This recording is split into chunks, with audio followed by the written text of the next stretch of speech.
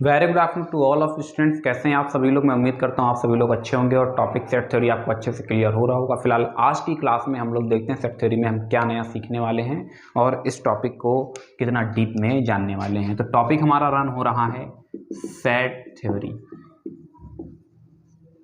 Set theory में हम लोग सीख चुके हैं सेट थ्योरी की डेफिनेशन, फिर हमने सीखा इसका रिप्रेजेंटेशन जिसमें हमने सीखा roster form, set builder form, इसे टेबलर फॉर्म और इसे रूल मेथड भी बोलते हैं।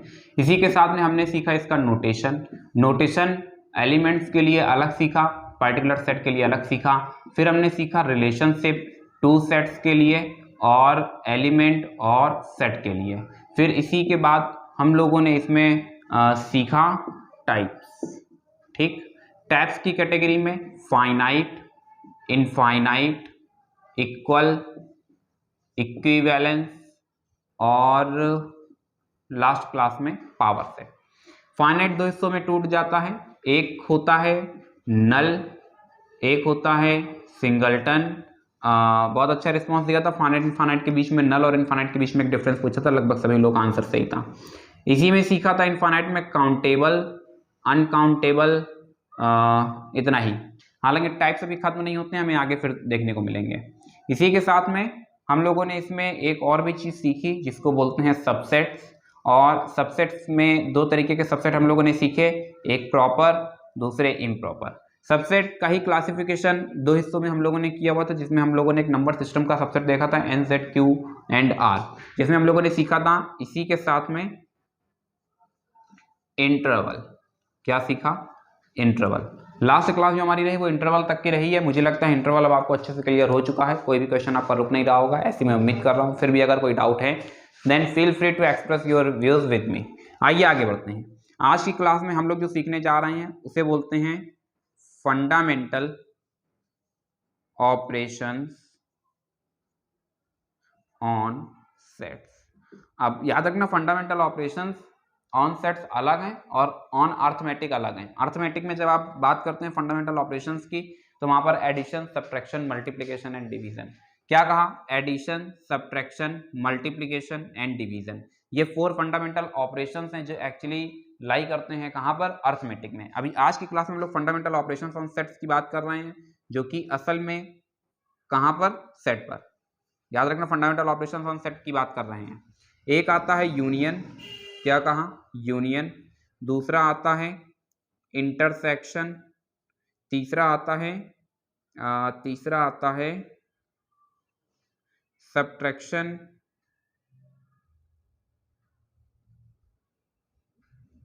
चौथा आता है प्रोडक्ट। याद रखना, सेट थ्योरी में एडिशन आपके सिलेबस में नहीं है। टू सेट्स को ऐड किस तरह से करते हैं ये बच्चा आपके सिलेबस में नहीं है, इसलिए ये चीज यहाँ पर एक्सप्लेन नहीं की जा रही है।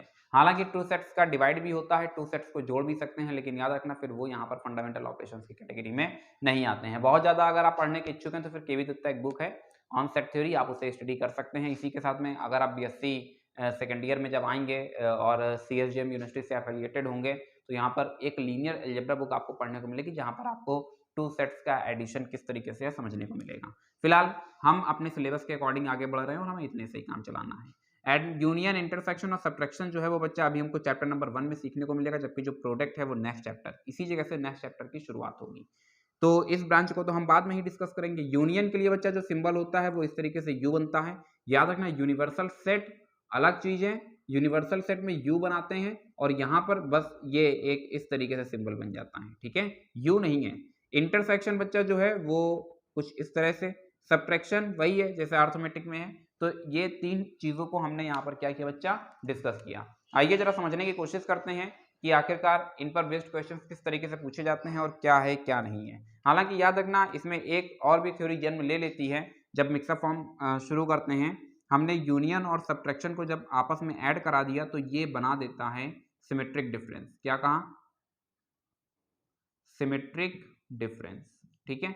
सिमेट्रिक डिफरेंस बच्चा ए बीच में सर्किल बना करके प्लस बी, इसको डिफाइन करने का एक और भी तरीका होता है ए डेल्टा बी।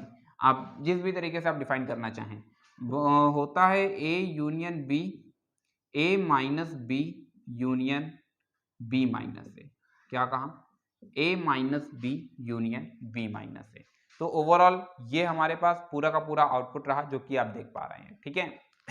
इसी के साथ में बच्चा हम लोग यहाँ से एक नई चीज सीख लेते हैं जिसको हम बोलते हैं वेन डायग्राम। क्या कहा? Venn diagram. इसे यूलर डायग्राम भी बोलते हैं।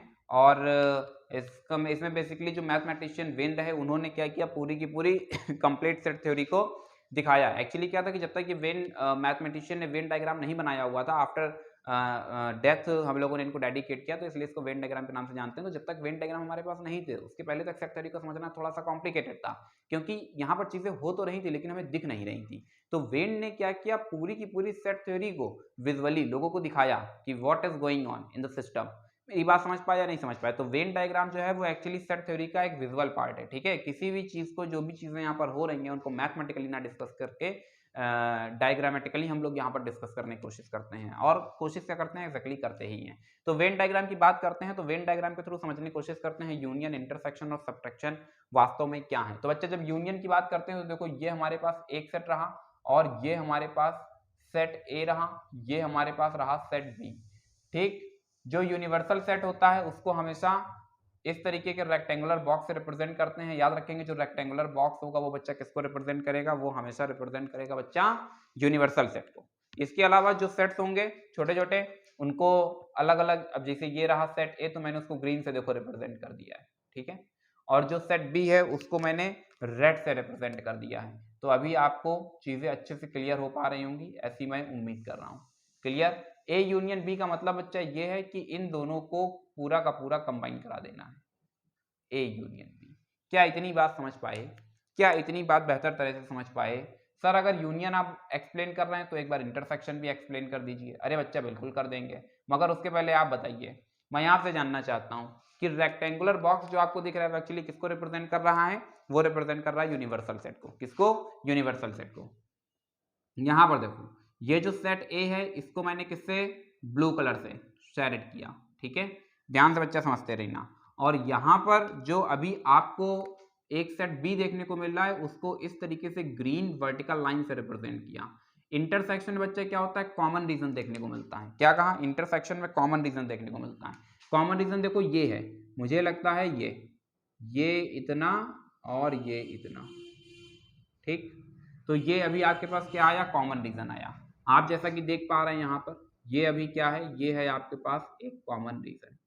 ये देखो, ये देखो, ठीक है। ये तो ये ओवरऑल हमारे पास एक कॉमन रीजन जनरेट हुआ है, और आप देख रहे हैं इस कॉमन रीजन में ब्लू और ग्रीन दोनों ही लाइंस आपको देखने को मिल रही हैं। तो बच्चा इसी कॉमन रीजन को हम लोग नाम देते हैं क्या? हम नाम देते हैं ए इंटरसेक्शन बी। यानी इंटरसेक्शन में क्या कराते हैं? कॉमन एलिमेंट्स को डिस्कस करते हैं। यूनियन में क्या कराते हैं? सारे एलिमेंट्स कॉमन है नहीं है जो भी है सबको एक साथ कंबाइन करा देते हैं। अब इसी में बात आती है कि अगर सब्ट्रैक्शन, तो सब्ट्रैक्शन को किस तरीके से रिप्रेजेंट करेंगे, तो आइए देख लेते हैं। मगर उसके पहले फिर वही एक छोटा सा सवाल आपके लिए, ये जो रेक्टेंगुलर बॉक्स है ये एक्चुअली किसको रिप्रेजेंट कर रहा है? ये यूनिवर्सल सेट को रिप्रेजेंट कर रहा है। बाकी जो सेट्स होते हैं उनको रिप्रेजेंट करने के लिए हम लोग इस तरीके के सर्कल्स का इस्तेमाल करते हैं। किनका इस्तेमाल करते हैं? सर्कल्स का इस्तेमाल करते हैं। अब यहाँ पर डिस्कस कर लेते हैं किसको? ए और बी, ठीक। हम डिस्कस करने जा रहे हैं सब्ट्रैक्शन। तो बच्चा जब a माइनस बी की बात करेंगे तो याद रखना सेट ए को कंसीडर करेंगे। किसको कंसीडर करेंगे? सेट ए को। तो ये देखिए, ये रहा आपके पास जो अभी ब्लू से शेडेड रीजन आपको देखने को मिल रहा है, उसको हम नाम दे रहे हैं क्या? a minus B. Same process जब हम लोग बात करेंगे b माइनस ए की, किसकी? b माइनस ए की। ध्यान से समझते रहेंगे बच्चा। ये हुआ सेट ए और ये हुआ सेट बी। तो b माइनस ए का मतलब क्या है कि जो सेट बी है उससे कॉमन एलिमेंट्स को हटा दो। अगर आप ध्यान से देखें तो ये जो शेडेड रीजन है जो ब्लू से अभी मैं ट्रेस कर रहा हूं, ये जो भी ट्रेसिंग अभी आप देख पा रहे हैं, इसी को तो मैंने नाम दिया है b माइनस ए। क्या नाम दिया? b माइनस ए। सेट बी देखो, ये पूरा जो अभी देखो रेड से है, ये पूरा है सेट बी, ठीक है। सेट बी में से ये देखो इंटरसेक्शन वाला जो कॉमन रीजन है वो हटा दिया गया है। अब एक काम करते हैं, ये जो अभी आपको देखने को मिल रहा है इसको थोड़ा सा इस तरह से रफ कर देते हैं, तो ये एक्चुअली जो शेडेड मेन रीजन है वो आपको देखने को मिलेगा, ठीक है। वेन डायग्राम में याद रखते हैं कि शेडेड रीजन वही होता है जो हमारा सोल्यूशन होता है। जैसा कि आप यहाँ देख रहे हैं, सबको नहीं शेडेड किया, वो जो ब्लू वाला हिस्सा है वो एक्चुअली आपके यानी कुल मिलाकर के शेडेड रीजन जो होगा वो आपके सोल्यूशन को रिप्रेजेंट करेगा। जैसे यहाँ पर शेडेड रीजन अभी आपको देखने को मिल रहा है, तो ये एक्चुअली क्या है, आपका सोल्यूशन है। बात समझे या नहीं समझे? अब देखो ये जो शेडेड रीजन है यही तो एक्चुअली यहाँ से मिसिंग है। तो इससे पता चलता है कि अगर b माइनस ए की बात करते हैं तो सेट b में से कॉमन एलिमेंट्स को हटा देते हैं और वही बन जाता है क्या, b minus A. Same process if you want to find out the value of a minus b, it means you have to subtract the common element from a set b, means you have to remove the common element from the set b। Sir थोड़ा सा कुछ example देकर के बता दीजिए, example लेकर के समझ लीजिए, देखते हैं क्या हो सकता है और क्या नहीं हो सकता है। हमने एक यूनिवर्सल सेट को डिस्कस किया 1 2 3 से लेकर के 10 तक। एक सेट हमने डिस्कस किया 2 4 6 8, एक सेट बी डिस्कस किया 1 3 5 7 और पहले दो सेट्स के लिए बताते हैं 1 3 5 7 9 और 10। ठीक है, ध्यान से समझते रहेंगे, सब चीजें यहीं से क्लियर हो जाएंगी। a माइनस बी की बात की, a माइनस बी की बात की तो मतलब ये है कि सेट a में से सेट b के कॉमन एलिमेंट्स को हटा दो। क्या कहा, सेट a में से सेट b के कॉमन एलिमेंट्स को हटा दो। हाँ बच्चा बोलो तो जरा, कॉमन एलिमेंट्स क्या है हमारे पास, 7 9 और 10। भैया कॉमन तो कोई है ही नहीं, तो जब कॉमन कुछ नहीं है तो जो बच गया वही क्या है, वही है आपका सोल्यूशन। ठीक है, ड्रॉप कर देते हैं। अगर हम कहें b माइनस ए, तो याद रखना जिस सेट को पहले यहाँ पर रिप्रेजेंट किया जाएगा उसी की वैल्यू पहले रखी जाएगी। जब b माइनस ए की बात की तो 1 5 7 9 और 10 माइनस आफ्टर देन 2 4 6 8। अब बच्चे हमने क्या किया, सब्ट्रैक्ट करा दिया। यार सब्ट्रैक्शन से इस बार फिर कुछ कॉमन नहीं है, तो जो दिख रहा है बस वही है आपका सोल्यूशन।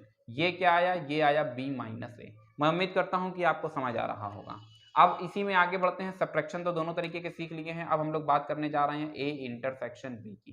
किसकी बात करने जा रहे हैं, a इंटरसेक्शन b की। वजह जैसे ही हमने a इंटरसेक्शन b की बात की तो सेट a हमारे पास क्या है, 2 4 6 8 इंटरसेक्शन 1 3 5 7 9 एंड 10। बोलो बच्चा कुछ कॉमन है, भैया कुछ कॉमन नहीं है, तो यहाँ से क्या हो जाता है, यहाँ से 5 मिल जाता है। मैं बार बार आपको बोल रहा था ना, टाइप्स अभी हमारे पूरे कंप्लीट नहीं है।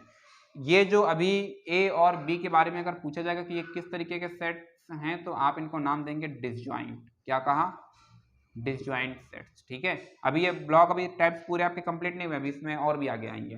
तो ये कुल मिलाकर के बच्चा ए और बी, अगर आप पूछे ए और बी के बीच में क्या रिलेशन है, तो आप बताएंगे A and B both are disjoint sets. Disjoint sets क्या होते हैं, जिनमें कुछ भी कॉमन नहीं मिलता है, उन्हें हम क्या बोलते हैं, डिसजॉइंट सेट्स बोलते हैं। आगे देखते हैं बच्चा, ए इंटरसेक्शन बी की वैल्यू 5 हमारे पास आ चुकी है, और अब हम बात करने जा रहे हैं किसकी, ए यूनियन बी की। किसकी बात करने जा रहे हैं, ए यूनियन बी की। आइए जरा देखते हैं कि ए यूनियन बी हम लोग कहां पर समझ सकते हैं। A union B, set A हमारे पास क्या है, 2 4 6 8 union, what is the value of set B, 1 3 5 7 9 and 10। अरे भैया हमने क्या किया, दोनों का यूनियन करा दिया। जैसे यूनियन कराया तो यहाँ से सेट 1 2 3 4 5 6 8 सॉरी 7 8 फिर 9 और फिर 10। आपने देखा यूनियन कराने पर हमको क्या मिल जाता है, पूरा का पूरा यूनिवर्सल सेट मिल जाता है। क्या कहा, यूनियन कराने पर क्या मिल जाता है, पूरा का पूरा यूनिवर्सल सेट मिल जाता है। आइए जरा डिस्कस कर लेते हैं। यही जो चीजें यहाँ पर सीखी हुई हैं, इन्हीं चीजों को हम लोग डिस्कस करते हैं और समझने की कोशिश करते हैं कि क्या हो सकता है। ये किसी भी सेट के अंदर अगर ये दो प्रॉपर्टीज होल्ड हो जाती हैं, मतलब दो प्रॉपर्टीज मतलब जितने भी सबसेट हैं, अगर उन सारे सबसेट्स का यूनियन करा दो तो तुमको वापस से वही यूनिवर्सल सेट मिल जाए, और इंटरसेक्शन कराने पर कुछ भी कॉमन नहीं हो, तो इसे बोलते हैं पार्टीशन ऑफ अ सेट। हालांकि इसको हम लोग आगे डिस्कस करेंगे, पार्टीशन ऑफ अ सेट बस सिंपल सी लैंग्वेज में फुटबॉल कभी देखा होगा तो जो फुटबॉल है वही है पार्टीशन ऑफ अ सेट। कभी बताएंगे इसके बारे में, परेशान नहीं होंगे। आगे बढ़ते हैं बच्चा और देखते हैं कि क्या हो सकता है। यहाँ से इस पोर्शन को रफ करना मेरी मजबूरी होगी, तो मन तो नहीं कर रहा था लेकिन क्या ही बताएं। अब चलो देखते हैं जरा, अभी यूनिवर्सल सेट, ठीक है, ध्यान से समझते रहेंगे। ये जो भी यहाँ पर मैथमेटिकली हुआ है, ये जो भी यहाँ पर मैथमेटिकली हुआ है, हालांकि आप सभी लोग समझदार हैं, आप लोग समझ चुके हैं, लेकिन जो हमारे मैथमेटिशियन वेन थे उनको ये कॉम्प्लिकेटेड लगा। उनको समझ ही नहीं आया कि भाई एक आम इंसान, एक नॉर्मल पर्सन, एक वो बंदा जो फर्स्ट टाइम इसको स्टडी कर रहा है, उसके लिए शायद ये कॉम्प्लिकेटेड है, वो नहीं समझ पा रहा है कि यहाँ पर हो क्या रहा है। इसके लिए उन्होंने इस अद्भुत विद्या को जन्म दिया, और आइए देखते हैं कि ये किस पैटर्न पर काम करती है। तो ये जो आपको रेक्टेंगुलर बॉक्स दिख रहा है, एक्चुअली यूनिवर्सल सेट को रिप्रेजेंट करेगा। ठीक है, सब कुछ यूनिवर्सल सेट के अंदर है। यूनिवर्सल सेट क्या होता है, लास्ट क्लास में आपको बता चुके हैं। ये रहा हमारा सेट ए और ये रहा हमारा सेट बी। ठीक, ध्यान से समझते रहेंगे। जब सेट ए की बात करते हैं तो सेट ए में 2 4 6 8 2 4 6 8, और जब हमने सेट बी की बात की तो सेट बी के अंदर हमें क्या देखने को मिलता है 1 3 5 7 9। कोई दिक्कत यहाँ तक? अब देखो क्या कोई एक साथ में बच्चा 10 नंबर 10 भी मिसिंग है, ठीक है। अब देखो ये तो है हमारा यूनिवर्सल सेट, ये है हमारा सेट ए, ये है हमारा सेट बी।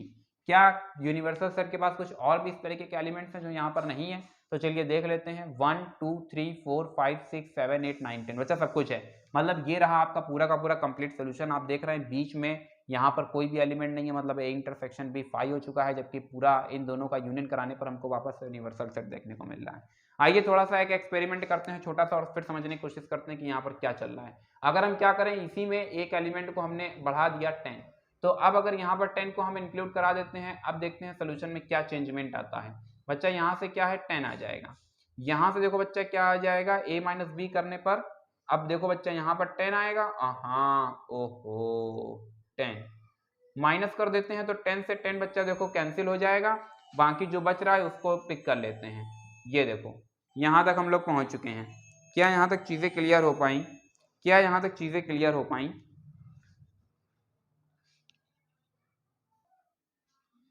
हाँ, तो बच्चा हम लोग कहाँ तक पहुँच पाए? हम लोग यहाँ तक पहुँच पाए। बच्चा देखो अब जब माइनस होगा तो बच्चा 10 से 10 माइनस हो जाएगा, इस बार सोल्यूशन यही रहेगा, ठीक है। और यहाँ पर भी बच्चा देखो इंक्लूड हो जाएगा क्या, 8 के बाद आ जाएगा 10, और इस बार जब माइनस होगा तो 10 से 10 माइनस हो जाएगा, और इस बार अभी आपको अरे सॉरी, ये तो हमारे पास बी माइनस ए माइनस बी बच्चा जब करेंगे तो 10 से 10 माइनस होगा, तो बच्चा ये यहीं पर रहेगा, इसमें कुछ चेंजमेंट नहीं होगा, ये भी सही है। यहाँ से बच्चा ये इंटरसेक्शन है, सब्ट्रैक्शन समझ रहे थे, तो बच्चा यहाँ से देखो माइनस माइनस कुछ नहीं होगा, कॉमन होगा, तो देखो 10 कॉमन हो जाएगा। आइए जरा देख लेते हैं, यूनियन पर कोई चेंजमेंट नहीं होगा, क्योंकि जब 10 आप दो बार कंबाइन करेंगे यहाँ पर देखो 10 इंक्लूड हो जाएगा, मगर याद रखना जब 10 को दो बार कंसीडर करोगे तो 10 दो बार नहीं लिखा जाएगा, लिखा एक ही बार जाएगा, क्योंकि repetition is not allowed in a set. आइए जरा डिस्कस करते हैं कि यहाँ पर क्या हो रहा है। तो बच्चा इंटरसेक्शन में एक ही एलिमेंट देखने को मिल रहा है, कॉमन एलिमेंट 10 है, तो 10 ये बीच में आ जाएगा, यहाँ से 10 रिमूव हो जाएगा। अब देखो ये वाला जो ब्लैक पोर्शन आपको देखने को मिल रहा है, केवल इतना ब्लैक पोर्शन, ये एक्चुअली a माइनस बी को रिप्रेजेंट कर रहा है। ये वाला जो 1 3 5 7 9 है, ये एक्चुअली b माइनस ए को रिप्रेजेंट कर रहा है, जबकि ये वाला जो बीच वाला हिस्सा है ये a इंटरसेक्शन b को रिप्रेजेंट कर रहा है। और इन सब का यूनियन कराने पर हमको क्या देखने को मिल रहा है, यू देखने को मिल रहा है। बात समझे या नहीं समझे? आइए जरा फिर से डिस्कस कर लेते हैं। अगर हम इस सेट के अंदर कुछ और भी एलिमेंट्स ऐड कर देते हैं 11 12 13, तो बच्चा देखो ये सब कुछ सेम रहेगा, कुछ नहीं बदलेगा। बस यहाँ पर क्या है कि 11 12 13 यूनिवर्सल सेट के पास 3 एलिमेंट्स एक्स्ट्रा आ रहे हैं, और वो एलिमेंट्स हम किसी भी तरीके से गेन नहीं कर पा रहे हैं। तो वो जो 3 एक्स्ट्रा एलिमेंट्स हैं बच्चा, वो कुछ यहाँ पर इस तरीके से कहीं पर भी दिखा दोगे, बस इन दो सेट्स के बाहर रिप्रेजेंट करोगे, जैसे मैंने रिप्रेजेंट कर दिया 11 12 और 13। तो ये यूनिवर्सल, अब देखो यूनिवर्सल सबसे बड़ा है, तो यूनिवर्सल के अंदर सब कुछ है। बात समझे या नहीं समझे? यूनिवर्सल के अंदर ए है बी है, तो फिर उनके एलिमेंट्स भी यू के अंदर हैं। तो जब यूनिवर्सल सेट को कंसीडर करोगे तो 1 to 13 आपको ओवरऑल सारे के सारे एलिमेंट्स देखने को मिलेंगे। फिलहाल मेरे समझ से अभी आप क्वेश्चंस को आसानी से अटेम्प्ट ले सकते हैं, हालांकि यहाँ पर अभी कुछ और भी चीज़ें सीखेंगे। आज मैंने आपको केवल और केवल क्या बताया है, आज मैंने आपको केवल और केवल बताया है फंडामेंटल ऑपरेशंस ऑन सेट्स। याद रखना मैंने भी लॉस की बात नहीं की है, मैं आपकी बुक में देख पा रहा हूँ कुछ आपको लॉस भी बताए जा रहे हैं, तो फिर वो लॉ हम लोग बाद में सीखेंगे। फिलहाल आज की क्लास में आपको क्या करना है, एक्सरसाइज 1.4 अटेम्प्ट लेने की कोशिश करनी है। मुझे नहीं लगता कहीं कोई दिक्कत होगी, आप आसानी से अटेम्प्ट ले सकते हैं। जहां तक भी अटेम्प्ट ले पाना वहां तक अटेम्प्ट ले लेना, वैसे मेरी समझ से ये पूरी एक्सरसाइज ही आप आसानी से अटेम्प्ट ले पाएंगे। फिलहाल आज के लिए बस इतना ही, और देखते हैं कि आप कितने प्रॉब्लम्स अटेम्प्ट ले पाते हैं। कमेंट करना ना भूलें। फिलहाल आज के लिए बस इतना ही। Thank you so much to all of you and may god bless you all.